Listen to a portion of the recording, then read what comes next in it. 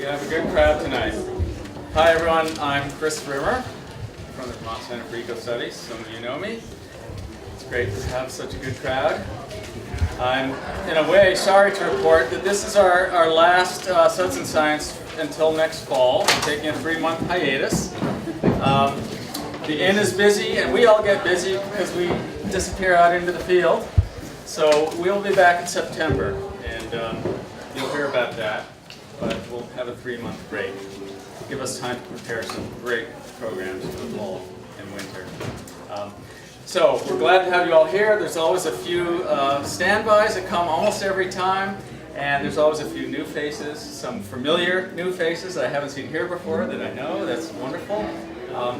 If any of you don't know much about the Vermont Center for Eco Studies, VC, I've brought a few things back there. You can sign up and get our newsletter. Love to have you do that. But really, we're not here to listen to me tonight. We're here to listen to Charlie Cogbill. And I'll give you the briefest of introductions. Charlie is probably the Northeast's preeminent expert on pre-settlement forests. The forests that existed before any of us or our ancestors were around. And he is an ecologist who's been more like a detective, I think, in his career, ferreting out the clues that have allowed him to map and identify what our forests were like 300, 400, 500 or more years ago.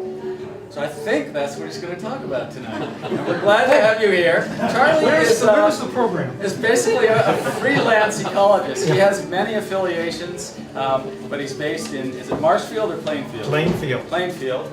And we're delighted to have him here. Delighted to have you all here. Take it away, Charlie. Okay. Thank you, Chris. A little bit of hyperbole there. Pre-settlement or pre-European settlement, or original, or primeval, or decadent, or overmature, or whatever you want to call it, forests, has always been an interest of mine. And I've really approached it, I call it 3 careers. As you can see, I'm almost to my 4th. The first was as just a mainstream plant ecologist. I went to graduate school at Cornell, and the first day I was there, Robert Whitaker, if any of you are ecologists, RH, said, "Who's interested in plants?" And half the people raised their hands. And he said, "Who's interested in animals?" And half raised their hand. And then he looked at me directly and he said, "You better make up your mind." So I went through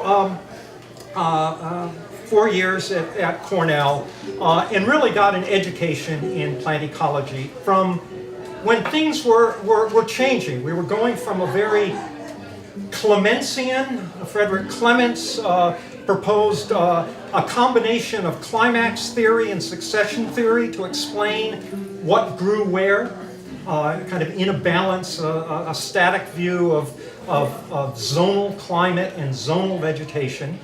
And 2 of my mentors, both Robert Whitaker and John Curtis at the University of Wisconsin, started to, in the 50s, talk a different line, that you can't predict, knowing climate, what's going to grow where.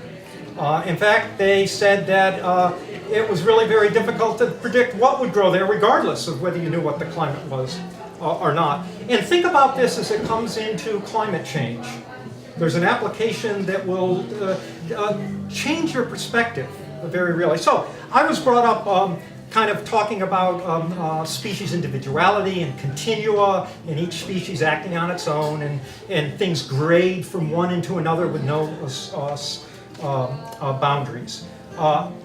Real history of theory, ecological theory, and it's the ecological theory that really hasn't settled in to a lot of the professions like forestry or geography, or actually it's a perspective that is very useful, but there is another way to look at things. Then I went to the University of Toronto and went out in the boreal forests of central Quebec and sampled plots in the Curtis methodology, and really got imbued in real empirical data. what's on the ground, what's there, measuring what the environment was and trying to figure out why. And I call this the empirical approach. So we have the theoretical approach and the empirical approach. And then I ended up at Hubbard Brook, which is a research forest up in New Hampshire, south of the White Mountains, where ecological theory, especially ecosystem theory, had its founding in small watersheds and nutrient cycling.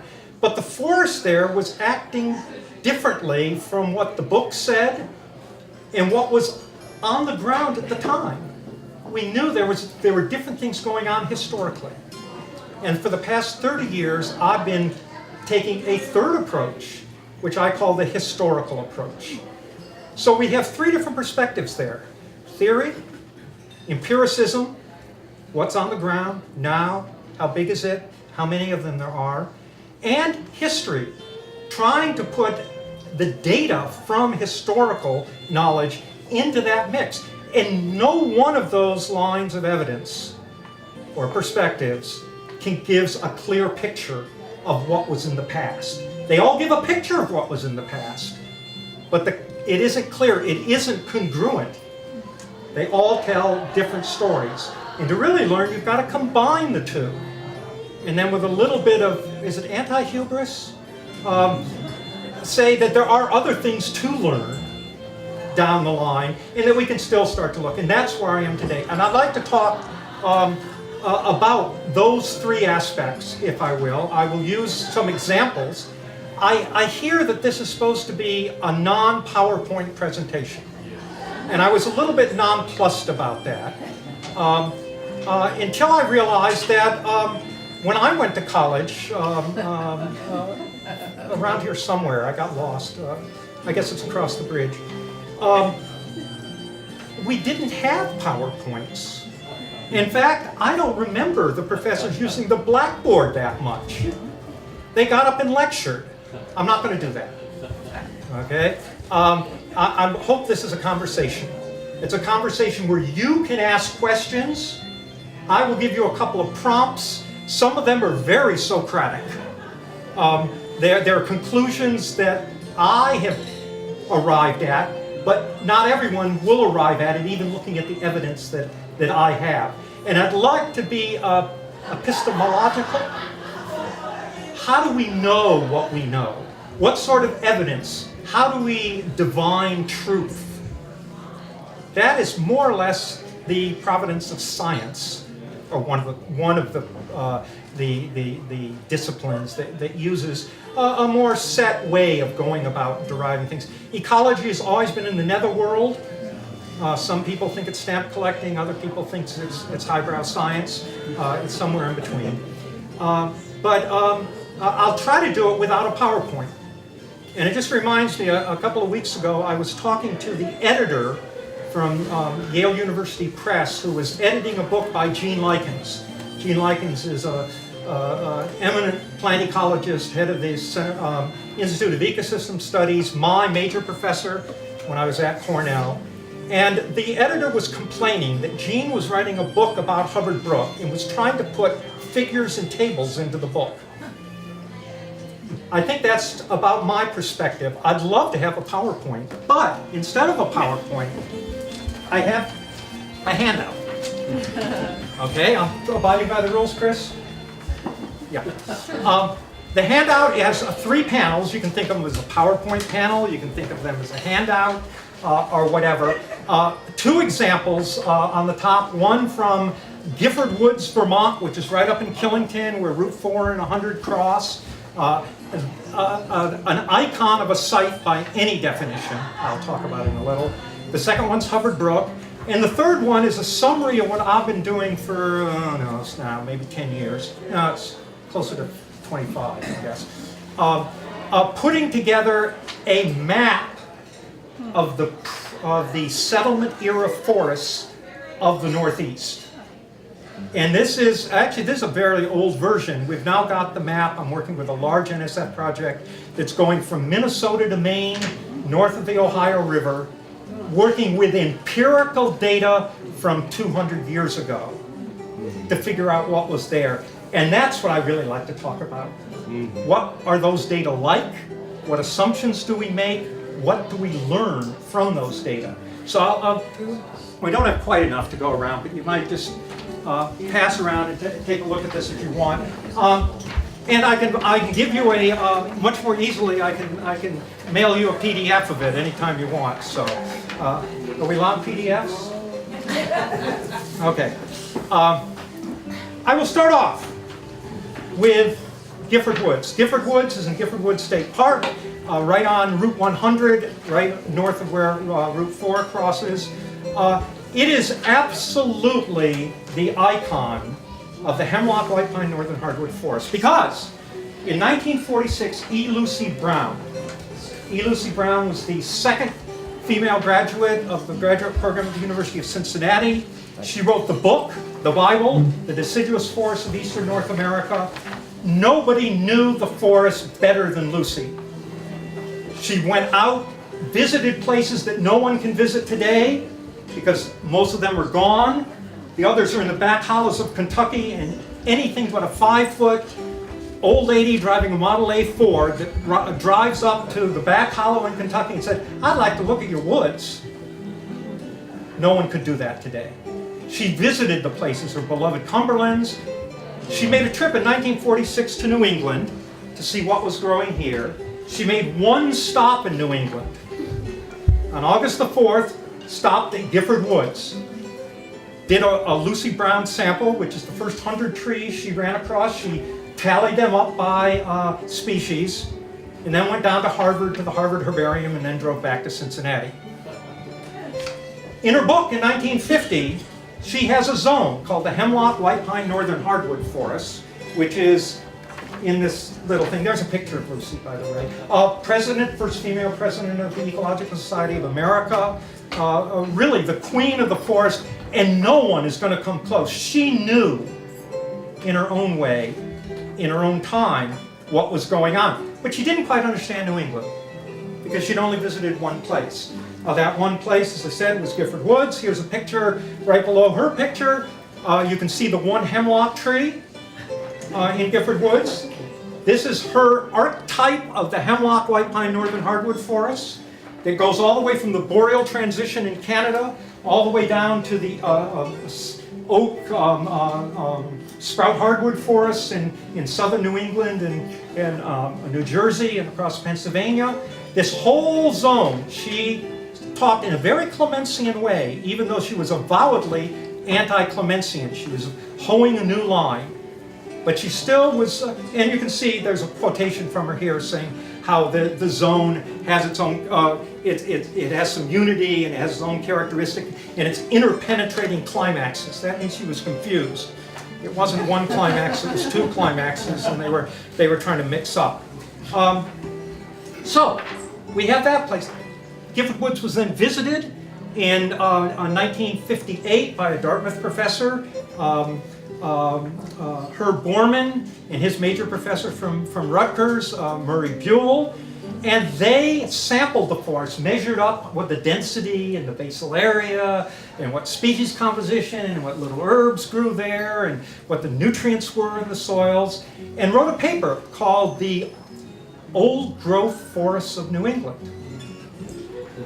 It was published in the 60s, and that has been our definition of what the hemlock, white pine, northern hardwood forest. You see the hemlock? That's the hemlock. See any pines? No, no pines around. But it fit into this theoretical construct. Lately, we've been following that forest. It's changing. And it's changing in funny ways, and it's been sampled in strange ways. The Agency of Transportation went through and cut down the trees along the border, and inside the trees there are all these spile marks from the 1920s and 30s. Spiles, the sugar bush. In the middle of the forest is a big pile of bricks with a little bit of iron around it. Yeah, this is the archetype of the old growth hemlock, white pine, northern hardwoods. I've already dinged hemlock. White pine isn't in the picture, and now we say old growth sugar bush. And the big sugar maples, which are logical from them, a lot of them are falling down, and they're not being replaced by sugar maples. They're being replaced by other species, including hemlock. Okay, hold on enough. Funny history. This is my first eureka moment. First of many. I studied this forest for my master's degree. And I all of a sudden realized that this forest wasn't what people made it out to be. Its history was slightly different. Its characteristics and its dynamics were different. So then I went to Hubbard Brook. I hope there's a theme here. At Hubbard Brook, the book has been written. I call it the model. Pattern and Process in a Northern Hardwood Ecosystem by Borman Likens, published in '78, which is the book all about how the northern hardwood forests, if you will, Elucy Brown zone, behaves. And it's all about succession after a clear cut. At the same time, they describe the forest, which is right here, as a forest that had characteristics and nutrient cycles equivalent to that of a mature, over-mature, decadent, primeval, old-growth, virgin. I have a thesaurus actually that has 50 adjectives, and I call it the adjective in search of a noun. We really are looking for that noun, old growth. What is it? And all we have are these modifiers. Be that as it may, it's been seen in two different ways. One of which is it's representative of what would be around if it had never been disturbed. It's old, it's regenerating, or it's succession after a clear cut. Obviously, diametrically opposed theories. When I started to study it, and this is a graph from my master's thesis. See, I published my own data. That graph there that shows the tree rings, the growth of beech in that forest through time. And I won't show you what happened in 1815 because there are very few trees there, but there was a major release. But there are two major perturbations, tremendous perturbation. One in about 1910 and the other in 1938. New Englanders? 38 hurricane. Get ready. Yale University Press will publish a book by Steve Long in the next year or so called 38, which is actually it's like a memoir with a little bit of ecology and history. Wonderful approach to it. But 38 hurricane, and my studies at Hubbard Brook show that in the 1880s and then again in the 1910s there was major cutting in the Hubbard Brook watershed, and also that there was, after the hurricane, there was salvage cutting. Nothing about a clear cut. Nothing about old growth, about a site-specific history of what was going on there.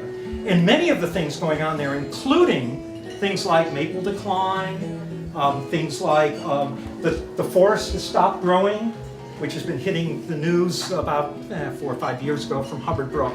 Simply the biomass accumulation went to zero. Biomass is just the amount of wood. It doesn't mean that the forest wasn't growing. It just means more trees were falling over than were growing up to replace them. Why? Because it's recovering from the salvage cut in the hurricane of '38. Not acid rain, perhaps. Not land use history, perhaps. Not recent changes of the climate, perhaps. But a very good first explanation, first approximation of what's changing there. So, those are two case studies, and I think there's a parallel there. Some people would call it iconoclastic, and it is indeed against the prevailing wisdom of the book learning. What you read in Elucy Brown or what you read in Borman, Likens and Borman in books, but it's a different view of forests and how they change. What does it say about the original forest here? Let's go through Lucy. What would Lucy say the original forest, say right here? Pine, hemlock. What? Pine, hemlock, northern hardwood. Pine, hemlock, northern hardwoods. Yes, Lucy would say that that is the climax or interpenetrating climax. And actually it was very cool around here because we have the Connecticut River Valley come up, so there'd be some southern elements like oak, like celtis, hackberry, chestnut maybe, but we'll get to chestnut. Hold the chestnut question. Chestnut is the best example to prove everything I want to prove and might not say anything. Okay, but those southern species, especially the white oaks, the hickories, perhaps even the southern temperate conifers like white pine come up the valleys. And on the ridges we have more northern hardwoods, beech, birch, maple, less hemlock and pine perhaps, and very high something different, but that's different climatic zone and might be a different zone completely, or might not, depending on its history. So E. Lucy Brown says it's hemlock, white pine, northern hardwood. What about Borman and lichens? I'm going to get in trouble. This is a straw man. Northern hardwoods, 30 or a third. Beech, birch, maple, because that is what Hubbard Brook is today. And that is a trap we kind of get into, which is the geologists call it uniformitarianism. We might say things don't change, or your first approximation was what was, will be. Watch out, that says something about projecting into the future too. But I had an epiphany. In 1982, I was in the New Hampshire Historical Society, and I found this little map. It's on linen. It's the lower right of Hubbard Brook. And the map is a lotting map of the town of Peeling, New Hampshire. Peeling, New Hampshire is now Woodstock, New Hampshire. Woodstock, New Hampshire holds Hubbard Brook, the experimental forest. If you look down here, there's kind of a little circle, if you want to look at it, that circles the Hubbard Brook Valley. But you notice on the lotting map, the corners of all the 100-acre lots have written the name of a tree. Well, what's that? Those are witness trees. The surveyor in 1792, James Brown, not the musician, James Brown surveyed the town of Peeling, and at the corner of each lot, he was given the proprietors, the owners in common, 64 people, got together in a tavern room, divided the town up into lots, drew a lot out of a hat that says what piece of land, that's the derivation of a lottery, what piece of land they would get, the lot on the land, but they had to know where it was. So they sent out a surveyor who drew lines, drew a rectangular grid, and to mark where the lot was, he blazed a tree at the corner, predetermined corner, not one he just, that's a nice tree, but this is the spot, that's the corner of the lot, this is the tree. He wrote down the name of the tree. Right. There are 280 trees in this section of Woodstock. 40% of those trees are spruce. About 15% are fir. 5% are maple. Anybody getting a disconnect? Yeah. Beech, birch, maple are spruce mixed northern hardwoods, which would have been there 200 years previously. The archetype of the hemlock hardwood forest, either one, is not for the hemlock northern hardwood forest. It's for a mixed forest of spruce. Why isn't there spruce there today? Acid rain? Climate change? Timber extraction. Not only were there major cuts in the Hubbard Brook Valley that we see from the tree ring record, but there was a mill at the bottom of the valley, the Vesey Mill. And the Vesey Mill cut 11 million board feet of spruce every year for 13 years. They came only out of the valley.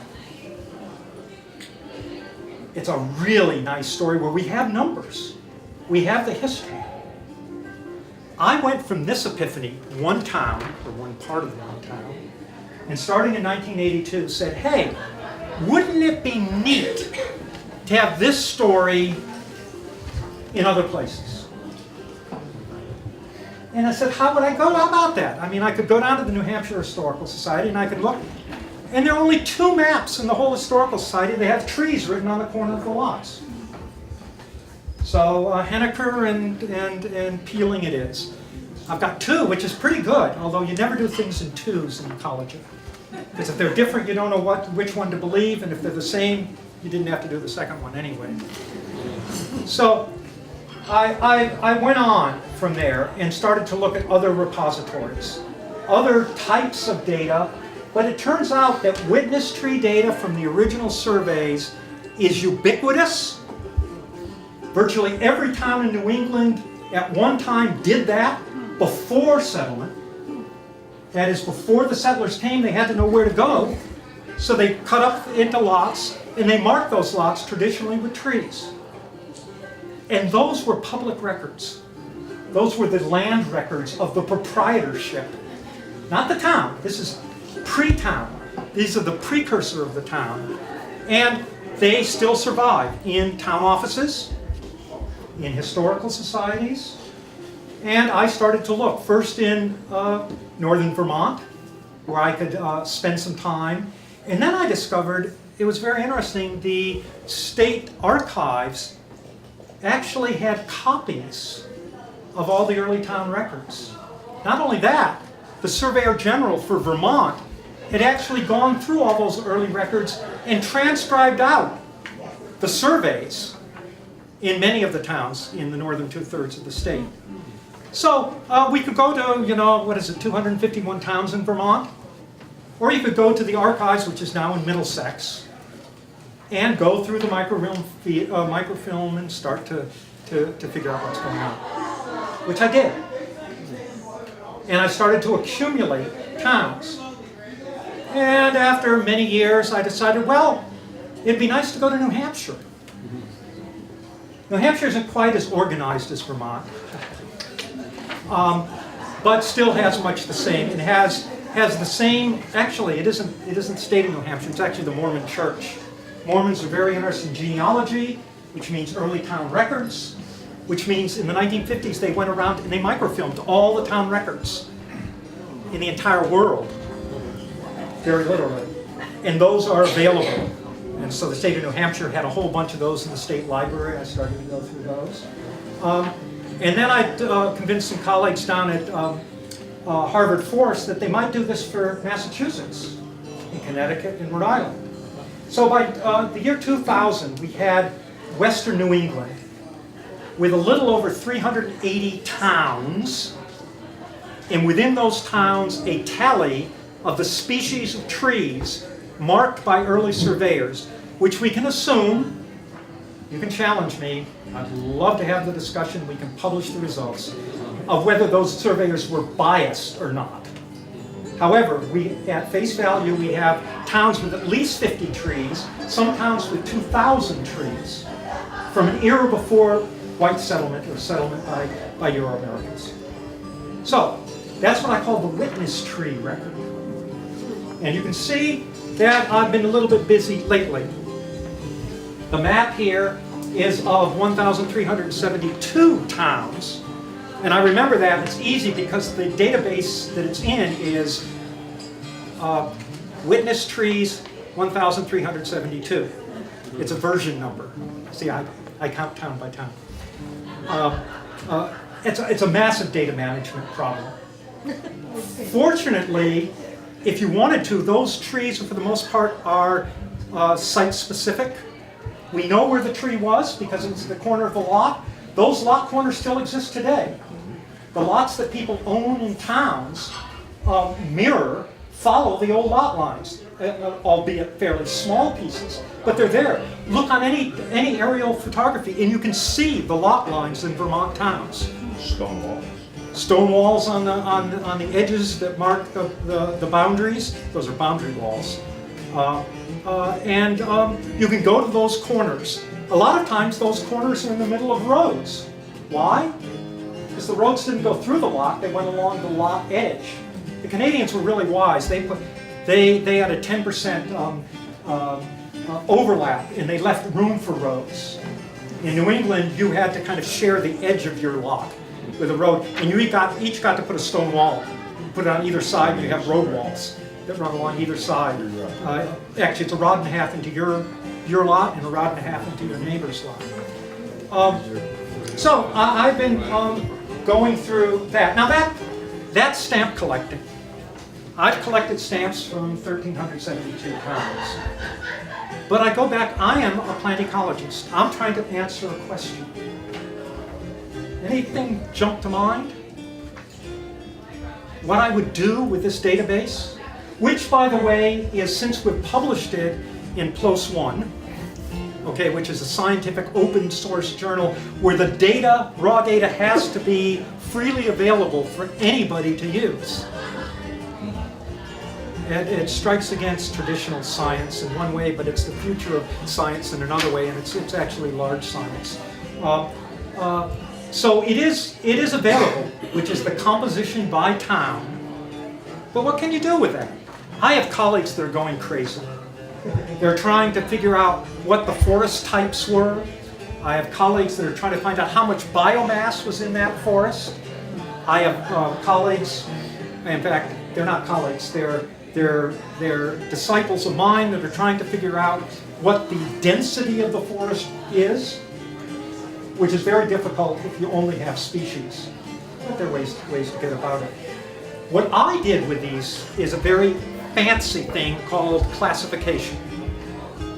And I just dissed Clements for having large zones. But what I'm going to do here is say that you can take those towns, and you can do a lot of mathematical Faulty-Rall, and you can put each town into a cluster that has similar composition to all other towns in that cluster.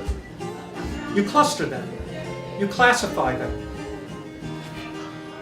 And that's what this map is. It's a map of those clusters. Each color is a different group of towns that have roughly the same composition. They have as close to the same amount of beech, birch, maple, if they have other species in there. There's a lot of fancy rules about whether you weight species differently and whether you use this guy's algorithm or that guy's algorithm, or whether you throw this town out because you don't like it. Be that as it may, this is a fairly robust solution of that. And I think it is the squinty-eyed view of the vegetation 300 years ago in the Northeast. If you squint your eyes up at the upper right, there's kind of greens, boreal conifers. And then you go down a little bit below that, you get some russets and a lot of reds. Russet is beech, and reds are northern hardwoods, especially sugar maples and yellow birch, or birches. Sorry. The surveyors had a problem with their vernacular. They didn't call trees by the same names, and they had a different idea of taxonomy. You got to realize Linnaeus wasn't until 1752, and the word didn't get around until 30 years ago, and it still hasn't completely pervaded everywhere. But they had their own vernacular usage. They had their own. They never distinguished the hickories apart. They just didn't. It was a hickory. Well, actually not. Earlier on, it was a walnut. But they were coming from England and Europe, where they don't have hickories, and the closest thing to a hickory was a walnut. Pretty good. It's a nut tree. All right. But so eventually they corrected for hickory, but they never said shagbark or sulfur bud or those nice names that we use. They just didn't have that. But they did have it to the genus very, very well. In fact, better than I say we have it today. And I have a bet on, no money because I don't gamble, but that we know more about the forests in 1800 in the Northeast than we do today. Anyone from the Forest Service here?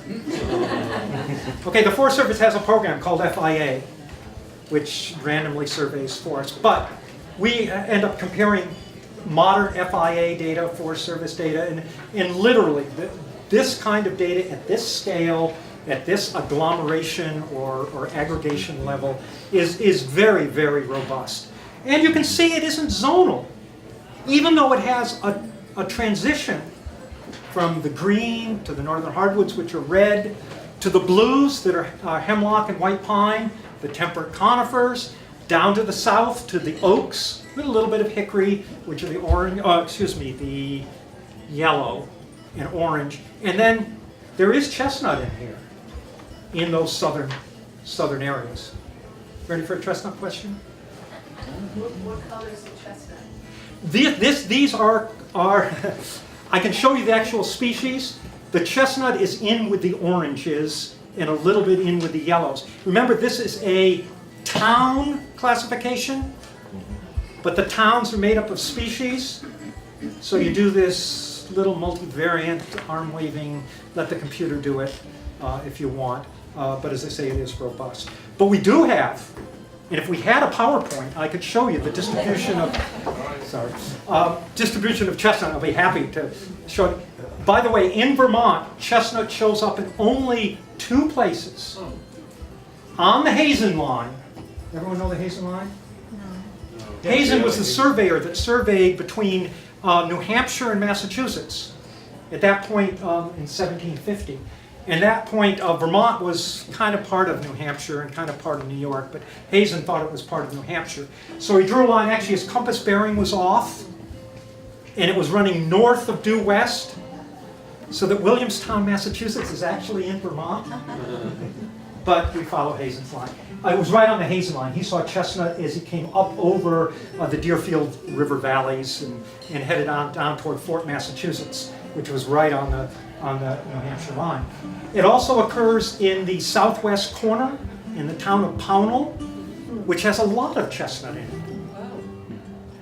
but not anywhere else in the state of Vermont. A lot of chestnut in Vernon. Where? Vernon. Vernon. Do you think that was native chestnut or not? That's native. Yes, that's the very corner down there. There is native. Does anyone know where the Thetford chestnut is? It's actually fair. What? It's a fairly. Oh, excuse me. Upper Valley confuses me. No, a fairly chestnut, which is a chestnut either outside the range or the range limit. Your choice. But it is let's say 60 miles from the nearest chestnut that shows up on this map. I'm not drawing that conclusion. The American Chestnut Foundation is trying to figure out how to draw that conclusion. And they're yet to really find out. It might be planted. It might be propagule of those that have been planted escaped. It might be the remnant of an old range distribution, although chestnut pollen does not show up in any of the pollen diagrams in northern New England. It is very, very common in central Massachusetts. It only gets as far east as Chestnut Hill. Don't be confused. You know, Chestnut Hill in Newton, that was named after Chestnut Hill in Pennsylvania, which is a swanky suburb. But that is the range limit of chestnut. It doesn't get to Boston, it doesn't get to the Cape, it doesn't get to the islands. In fact, it's a very slow mover. The pollen diagrams show that it only got there in central Massachusetts 2,000 years ago. So 8,000 years of steadily moving north. It got as far as the Massachusetts-Vermont border. Has anyone heard about the oaks traveling north? You heard about the oak invasion? Climate's changing and the oaks are going to go and the sugar maples are out in the lead.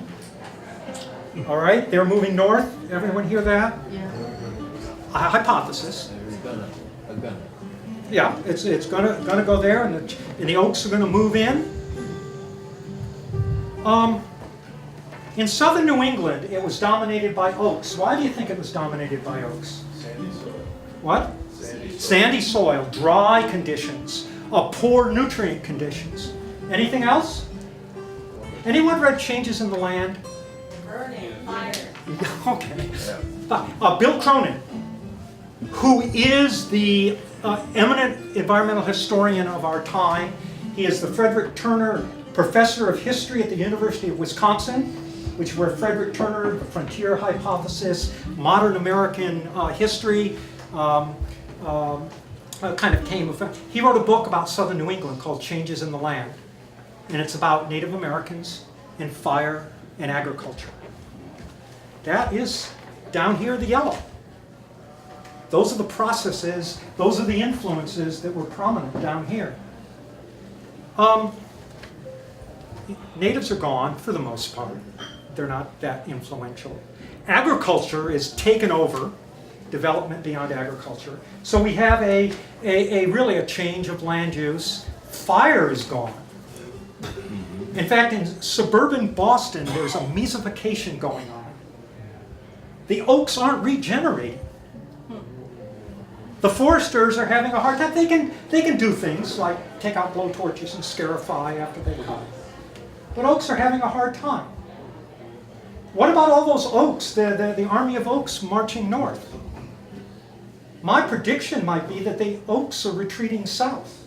They're being wiped out because they've changed the ecological processes that are essential for oaks. Again, a hypothesis. We have competing hypotheses here. Are Yeah. they serotinous? No, oaks, they have acorns, Yeah. and the acorns, for the most part, are not terribly fire tolerant. The bark is, especially for the things like black oak, bur oak, chestnut oak, scarlet, not scarlet particularly. That's Spanish oak, by the way. Black oak thought to resistant. Yeah. There are oaks that can tolerate fire. Oaks form the prairie boundary, for the most part. And that's bur oak and Bill's yellow. yellow, which is northern black. Bill's yellow. Yeah. So we have here. Now, if you look very closely on this diagram, there's a black line. It's kind of sinuous, but it separates the reds from the yellows, or with a little bit of blues in between. This is a line that is not arbitrary. It's the line between the northern cluster of towns. When you're down to two clusters, that line separates the north from the south, or two different clusters. That's the boundary between the clusters. Only 5 towns are aberrant, not on that line. This is the New England tension line. You might think that the major boundary in New England is the boundary between the boreal or the montane spruce forests and the northern hardwoods, what we see on the mountainsides or whatever. And that's where E. Lucy Brown put it. That's where Frederick Clements put it. That's where Kutchler, who wrote The Potential Natural Vegetation of the United States, put it.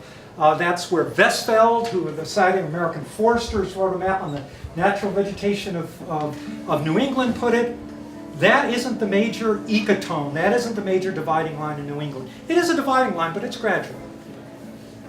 The tension line is within a town, north or south. A complete switchover of forest types. And here's one of the, I think, something to chew on. All the maps, the best maps we have now of forest regions or forest types or classification of FIA data show a boundary in the same place. This is a map from 1800. All the current maps are from 200 years after it. Another working hypothesis, we can observe that the tension line apparently hasn't moved in 200 years.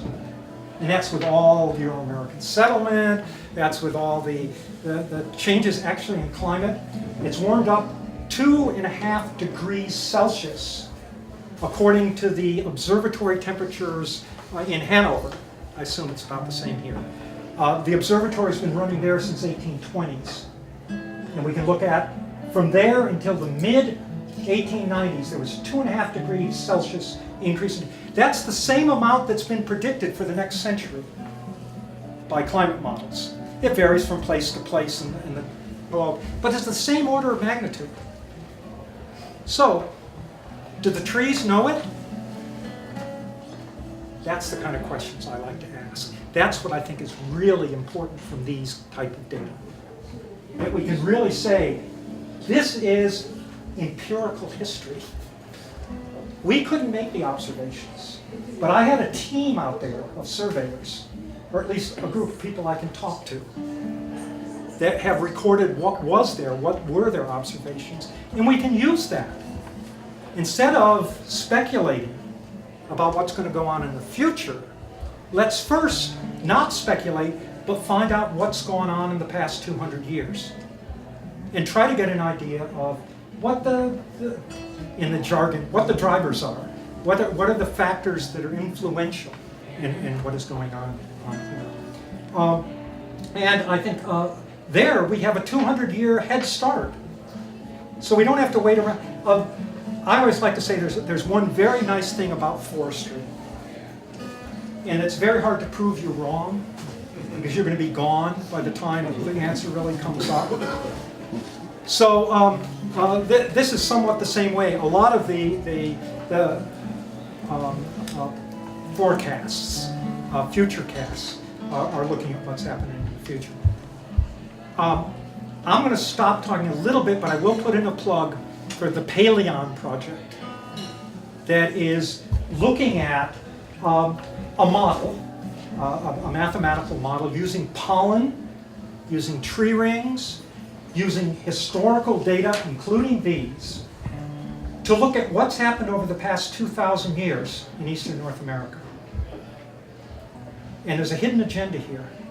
The model is built to figure out how that vegetation has responded to changes. And you can turn that model from a hindcast to a forecast.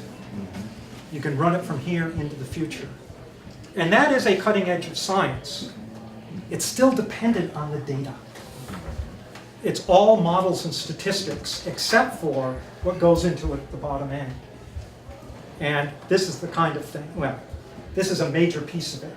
We have all the way to Minnesota.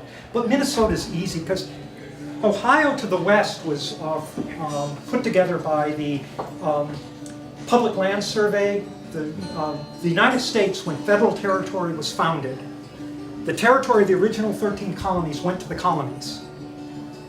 And the area to the west of the Appalachians was held as federal territory. And one of the first things the country did was try to pay its war debts, try to figure out how to make money. They didn't have an income tax. They owed soldiers incredible amounts of money. They owed lenders and bankers an incredible amount of money. And they started to give them land and sell land and settle the West. And to do that, they surveyed it to a standard. It's called the GLO, or the Public Land Survey System. So for Ohio West, you can actually get on the internet and find the data. Every half mile from the Ohio border to the Pacific Ocean, in a grid, they have trees at the corners of the lots. But in the east, they don't. They just have towns. We're kind of backward. We came first, but we didn't standardize the methodology yet. So if you go from Pennsylvania to Maine, you have the data that's much harder to get than we got here. If you look at this map, there's some towns with colors, and I like those towns. I already have data on them. There's some towns with white spots. That means I haven't gotten any data from those towns. If you live in those towns, or near those towns, 50-50, sitting in the town hall, or in the local historical society, or in somebody's desk drawer, or maybe in the Capitol, there are data from your town from the early records. And you could fill in some unknowns. And there's some places, I like to get this, central New Hampshire, over there past Laconia, no data.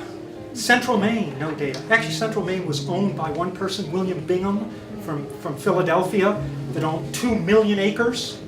And he was a little bit sloppy on his surveying the 2 million acres because he was going bankrupt. He couldn't sell it to anybody, so they didn't have good surveys. There are places that aren't surveyed as well as others. I have colleagues that say that the Adirondacks aren't as well surveyed. They were never settled. There's no reason that they should have been surveyed, even though half of the ones that shouldn't have been surveyed have been. So, enough on those anecdotes. Good enough. This was supposed to be a conversation, but in typical academic fashion, without a PowerPoint or a blackboard. I hope there's something there. I'd love to answer some questions, get some discussion going. And questions of contention are especially important. We have propagated chestnuts that came from Bangor in Maine, here in Heartland and in North Conway and Jackson. I'm just wondering, you mentioned that they hadn't gotten up that far, but Jerry from the Chestnut Foundation found this old... Yeah, in Atkinson. There are 3 or so four famous outliers of chestnut: Atkinson, Maine, Fairleigh, Vermont, Berlin, Vermont, and I think it's West Salem, Wisconsin. No, or it's the next town over from West Salem, where West Salem is in the native range, apparently. Maybe not. Okay, it's a far outlier. Be that as it may, those are the outliers that are still healthy, mostly because they haven't been infested by blight. And those are some of the stands that they're using in their propagation method. They're using back crosses and various genetic techniques, as well as they were using hypervirulence at some point. That's gone. Oh, no hypervirulence, they're just using back crosses. Trying to get a genetic, and they're putting a little bit of Chinese chestnut in them just to kind of get over the hump. Well, it's back now down to back crossing back to American to get the American characteristics Yeah, okay. from American versus an Asiatic Japanese China. And then it's gone back to back crossing and back crossing and back crossing. So now we have about 96% of American chestnut genes in what they are now releasing Yeah. as progeny to be set out to test for climatic adaptability and soils and all that kind of thing. My perspective from biogeography only is that we know about where the native range was or where it was common. Not because of anything that has gone on today, but in the past. I'll have one anecdote from American chestnut. In 1609, Samuel D. Champlain came down Lac des Iroquois. It's now called Lake Champlain. As he went down the lake, in his diary he wrote, he looked over his left shoulder and saw the snow-capped peaks of mountains.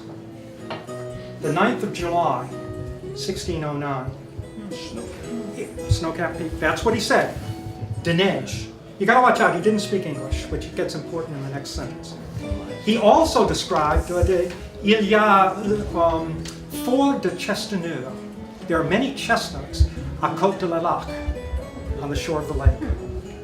He didn't use noyer, which is the French word for nut tree, or the word he would have used for walnut, or hickory. He used chestnut. Today, chestnut is found only in two spots, Ethan Allen Park and Colchester Point on Lake Champlain. Both of those are questionable outlier sites, same as we've been talking about here. And we have a historical mystery here. We know one of two things. We either know where Champlain landed, or we know that Champlain wasn't telling the truth. And I don't know which one's true. He said snow-capped peaks. He's kind of blown his veracity in the previous sentence. This was in the middle of the Little Ice Age, yeah. 9th of July. Any climatologists around? This is early anecdotal climatology. My best guess is that he saw something that wasn't a hickory. How much of it, for the strength of many, is probably in the next sentence, excuse me. Les mêmes espaces qui sont à voir en France. La même espace. Yeah, everyone knows what that means. No, French espace doesn't mean species, it means types. So the translation there goes, the same types of trees, which was perfectly true. The same species of tree, which is the usual translation, is not true. Sorry, a little bit. So does that help chestnut distribution? Well, I guess what my question was, were they all over Maine and only the ones in No. Atkinson were Maine? Or how did they get to Atkinson? Couple of ways. They could have been transported there by settlers or horticulturalists in the 1800s or somebody 50 years ago. Or native peoples, yeah. Yeah. Although absolutely. People took chestnut wherever they moved, Yep. particularly out of Appalachia. They just moved chestnut wherever they went. That's how they actually, the Wisconsin outlier started out there. Yeah. And It might be, yeah. yeah. It might be parallel with butternut. The native range of butternut is unknown, simply because butternut shows up in archaeological digs everywhere. And the Ottawa Valley is absolutely filled with butternut and doesn't seem to, it seems to be a real outlier there. We will never know these things. What we do know is that the pollen of chestnut does not get into Maine. The native pollens. I leave it to the anthropologists. I'm not going to actually. It's, not Al Gordon. What's his name? Gordon Day. Gordon Day is one of my heroes. Gordon was from Albany, Vermont. He went to SUNY ESF, which is now ESF, SUNY Syracuse. Got his forestry degree, taught there for a year, and then decided he'd like anthropology.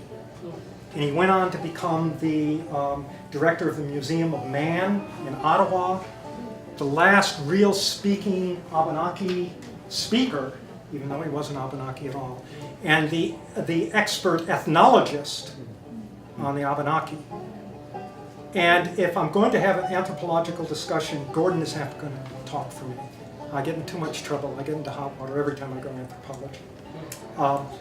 The natives had incredible influence on the forests in many places, and they probably had very little in other places. So, a disclaimer. Yeah.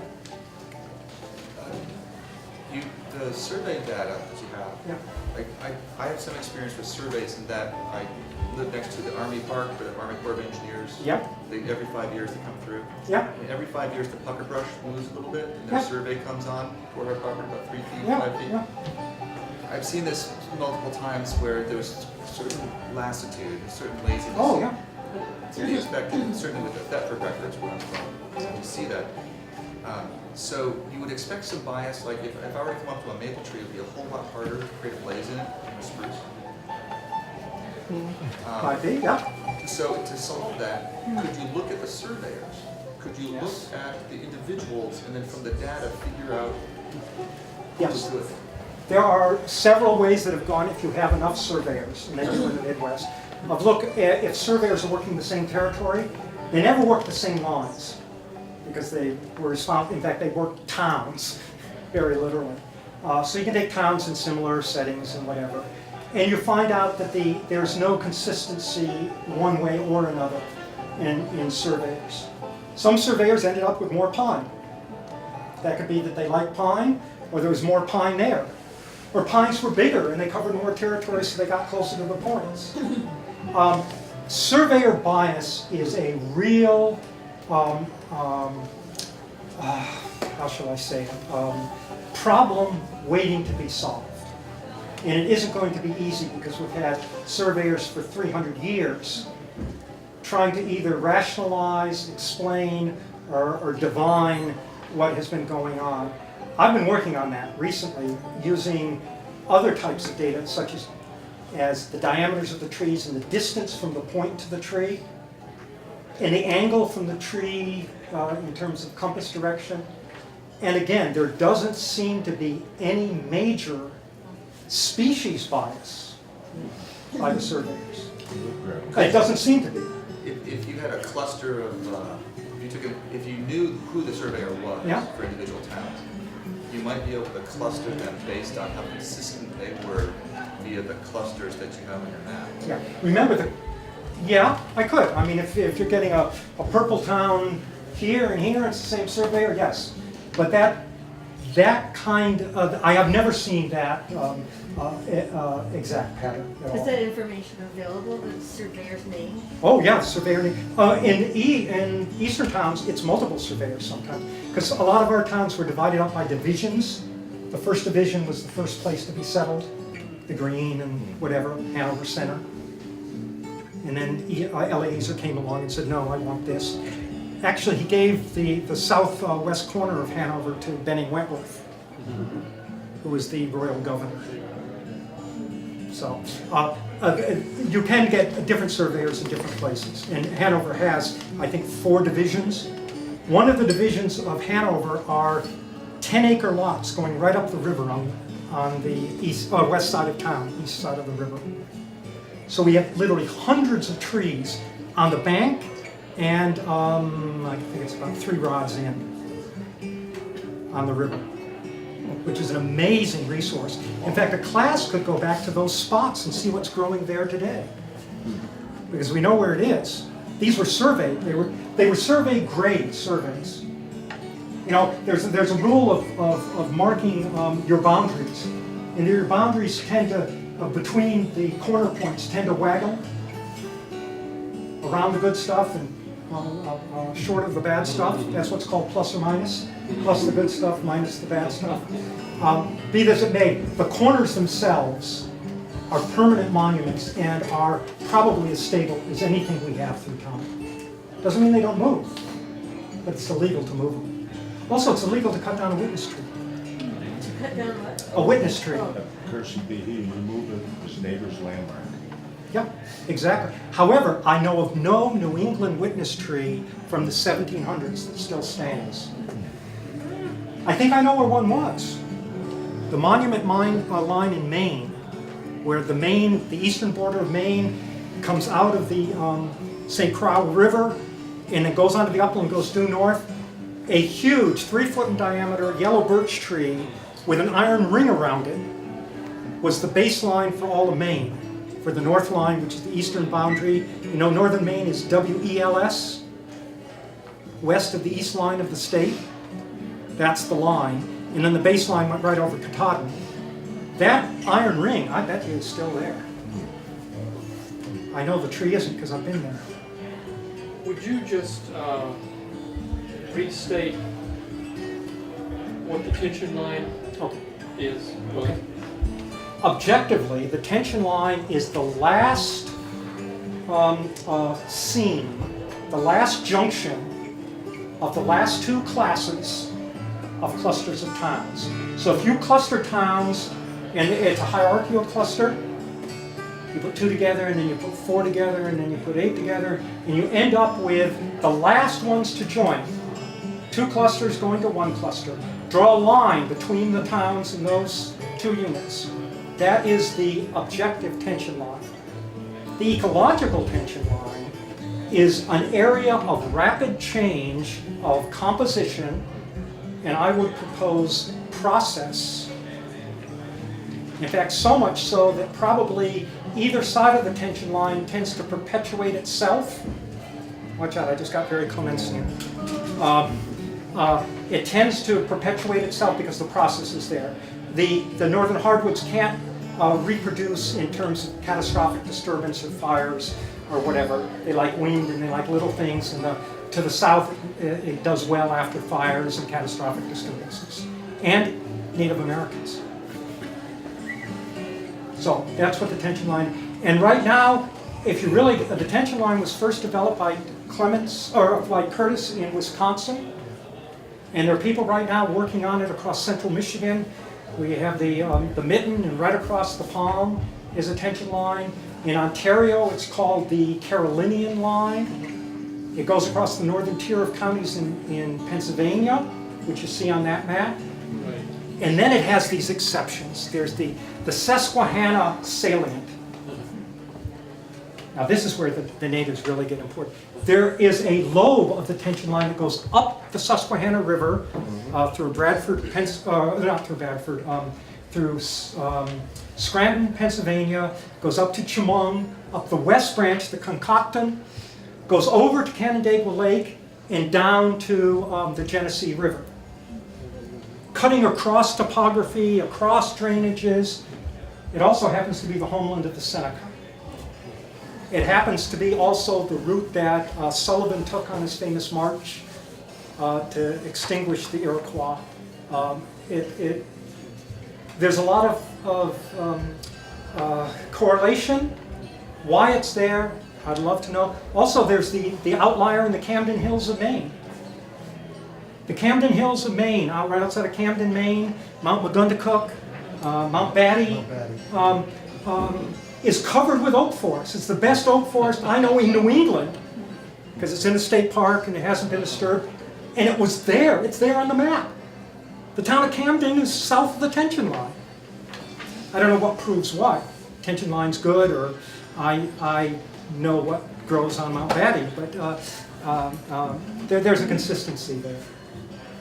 A lot of oak further east though.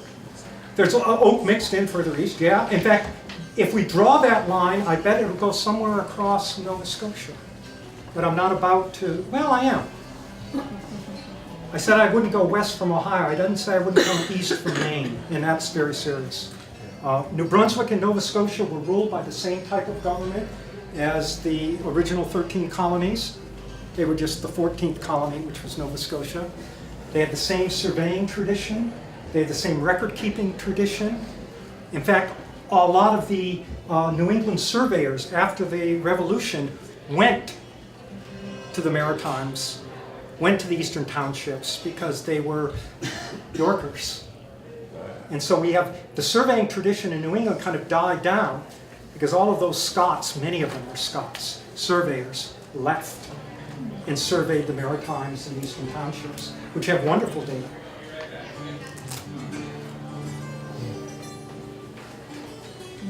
No challenges? In the back. Okay. Oh yeah, I had one over here at one point, but yeah. You have an army of grad students plotting out the trees to do more of a high resolution? To a degree, yes. There is a team, it isn't graduate students, it's undergraduates at Notre Dame University. They're working right now on Illinois, actually no, right now, they just had their finals, so they're off for the summer, but a team of 10 undergraduates digitizing the Illinois and Indiana records. In the past, undergraduates and graduate students in Wisconsin have digitized all of Wisconsin. Michigan is digitized, Minnesota's digitized, Iowa State people have digitized Iowa now, Missouri is digitized, and those are site-specific, spatially explicit, so we can work with that. And a lot of that was paid for by the Forest Service, not all of it, but a lot of it. So it's the public record. Those are available for anyone to use. And as I say, the Western records are kind of mundane. They're standard. They're everywhere. They've been worked over.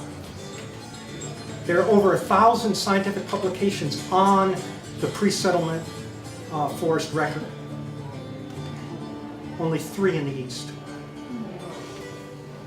So it was a tradition back in the 30s and 40s for graduate students, especially master's students, to take accounting and work it up.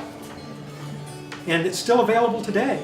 Any of you Eastern people, even a project, undergraduate project. There have been several. There's one famous, the Williamstown pre-settlement survey was done as an undergraduate at Williams, and it's kind of the best we have in all the Berkshires. So there's opportunities there.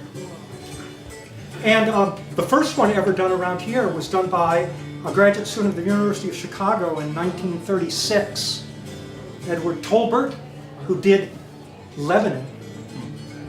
And that's the Geographic Review in 1936, the best land use history pre-settlement survey that we can possibly have, and it's been around for 70 years in the next town over. The next best land survey record was done for Lyme by Dick Goldthwaite, who was a geologist. The town went downhill, and Lyme has never forgotten about it. No, it's a land use. They went from a hill town to down to the village. Would you repeat 2.5 degrees Celsius Warming warming since when? since 1820 to 1990. And that we're coming out of the Little Ice Age. That isn't surprising. It's more than that if we go 1760. Because the real Little Ice Age coming out of it was 1815 with Tambora, blew up in Indonesia. 1816, the year with no summer. 1850, the Great Hurricane that blew down half of New England. The half that wasn't blown down in 38. A little exaggeration, but honestly, 1815 was way beyond what 1938 was. And it shows up everywhere. in east of the Connecticut River, all the way through northern Maine and into the Maritimes. Disturbance is expected. The only thing that's not is knowing when it's going to come. So it kind of, well, I won't get into that. It's the return time that counts and not the amplitude. Let's have one more question, and I know Charlie will hang around for a bit. And I'm always willing to talk with people, please. If you have questions that come up, you run into surveyors that have information, your town clerk. Anyone from Stratford? Yeah, I worked with the original lot layout. Oh, you're the guy. I want to talk to you. Yeah, you've been on my list for a while. You've got the lots. You've got a lotting web. Yeah, you got a lot.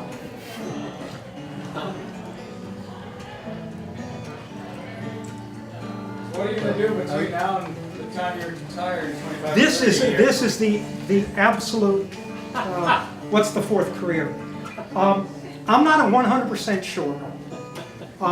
Everyone says that I should write something down. I don't like to write. I like to research.